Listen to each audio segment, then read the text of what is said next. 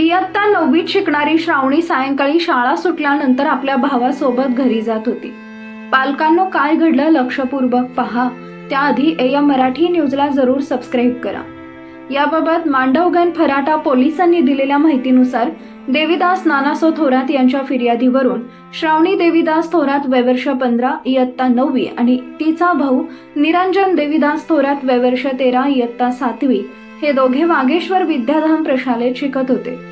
सायंकाळी 4:15 वाजता शाळा सुटल्यानंतर हे दोघेही दुचाकी क्रमांक MH12 EG 5174 वरून घरी जात असताना कोळपे वस्ती इथं समोरून येणारा भरधाव टेम्पोने त्यांच्या दुचाकीत जोरदार धडक दिली.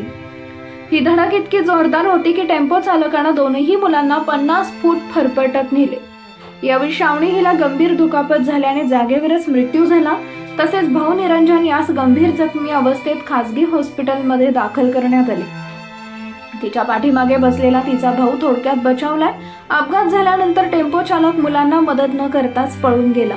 श्रावणीचा मृतदेह शवविच्छेदनासाठी न्हावरा इथं पाठवण्यात आलाय. या घटनेनं परिसरात हळहळ व्यक्त करण्यात येत आहे. पालकांनी शाळकरी मुलांना वाहन चालवण्यासाठी देऊ नये अशा सूचना वाहतूक पोलिसांनी वारंवार सांगितल्या होत्या.